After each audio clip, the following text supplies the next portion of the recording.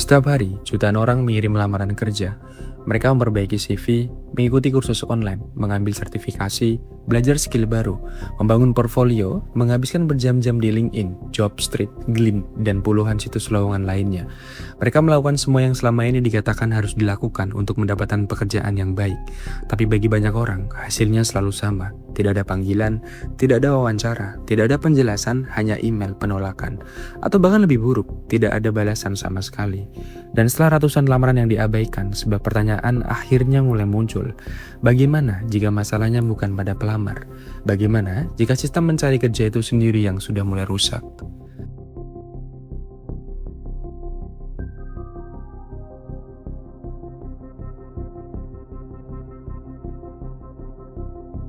Selama puluhan tahun, masyarakat menjual sebuah janji yang sangat sederhana. Belajar yang rajin, masuk sekolah yang baik, dapatkan gelar, tingkatkan kemampuan, dan pekerjaan akan datang.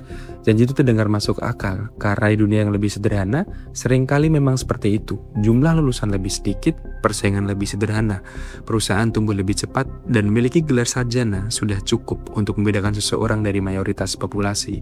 Tapi dunia kerja modern bukan lagi dunia yang sama.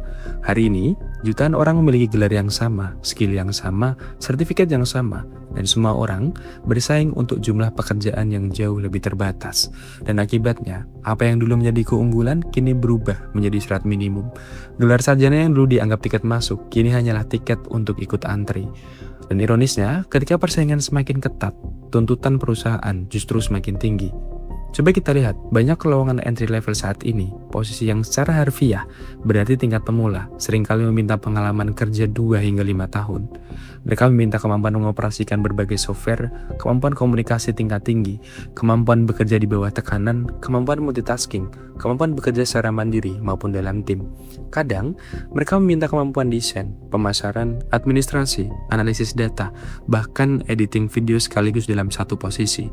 Dan setelah daftar tuntutan sepanjang itu, gaji yang ditawarkan seringkali hanya sedikit di atas upah minimum. Ini menciptakan sebuah paradok yang semakin aneh. Bagaimana seseorang bisa mendapatkan pengalaman jika pekerjaan tingkat pemula meminta pengalaman? Bagi banyak pekerja muda, ini titik pertama di mana mereka mulai menyadari bahwa ada sesuatu yang tidak beres. Mereka melakukan semua yang diminta sistem. Mereka belajar, mereka lulus, mereka meningkatkan kemampuan, tapi garis finish terus bergerak menjauh. Setiap kali mereka mencapai satu syarat, syarat baru muncul. Setiap kali mereka memperoleh satu sertifikat, sertifikat itu kehilangan nilainya, karena semua orang juga memilikinya. Dan perlahan, mereka mulai memahami bahwa mencari kerja bukan lagi sekedar tentang menjadi cukup baik. Ini tentang bersaing dengan ribuan orang lain yang juga cukup baik. Masalah tidak berhenti di sana. Karena dalam beberapa tahun terakhir, proses rekrutmen berubah secara drastis. Dulu, CV dibaca oleh manusia.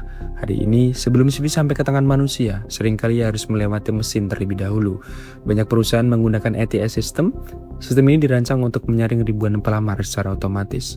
Secara teori, ini masuk akal.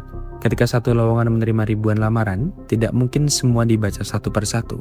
Tapi konsekuensinya juga sangat besar, karena sekarang banyak pelamar tidak bersaing melawan kandidat lain terlebih dahulu.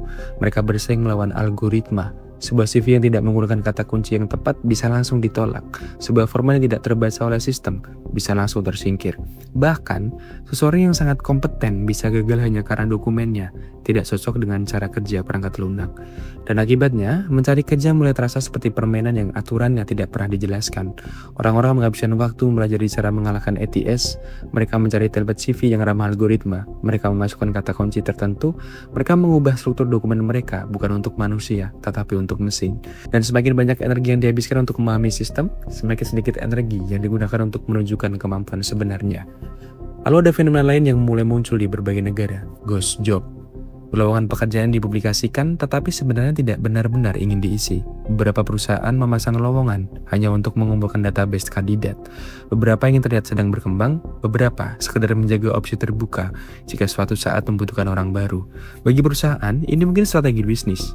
Tapi bagi pencari kerja, ini berarti menghabiskan waktu, harapan, dan energi untuk peluang yang bahkan mungkin tidak pernah ada sejak awal. Kita bayangkan situasinya dari sudut pandang pelamar. Mereka menghabiskan waktu berjam-jam menyesuaikan CV untuk satu posisi, menulis surat lamaran khusus, mempersiapkan portfolio, mengikuti tes, menunggu berminggu-minggu, dan pada akhirnya tidak pernah menerima kabar apapun. Lalu mereka mengulang proses yang sama puluhan kali. ratusan kali. Dan setelah beberapa bulan, bukan hanya keuangan yang mulai terkuras, kepercayaan diri juga ikut terkikis.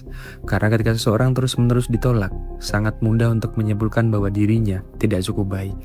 Padahal seringkali mereka bahkan tidak pernah benar-benar dinilai. Yang membuatnya semakin sulit adalah kenyataan bahwa persaingan kini bersifat global. Internet memungkinkan perusahaan mencari kandidat dari mana saja, dan itu berarti pencari kerja tidak hanya bersaing dengan orang kota mereka. Mereka bersaing dengan orang dari seluruh negara, kadang bahkan seluruh dunia. Untuk pekerjaan remote tertentu, satu lowongan bisa menerima ribuan pelamar dalam hitungan jam. Di atas kertas, ini memberikan lebih banyak pilihan bagi perusahaan. Tapi bagi pekerja, ini berarti tekanan yang belum pernah ada sebelumnya. Dan ketika peluang semakin sulit didapat, banyak orang merespon dengan cara yang sama. Mereka bekerja lebih keras. Mereka mengambil lebih banyak kursus, lebih banyak sertifikat, lebih banyak pelatihan, lebih banyak pengalaman sukarela karena mereka percaya bahwa masalahnya ada pada diri mereka.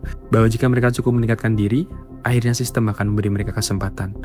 Tapi bagaimana jika masalahnya tidak sederhana itu? Bagaimana jika jutaan orang sebenarnya sedang melakukan hal yang sama bersamaan?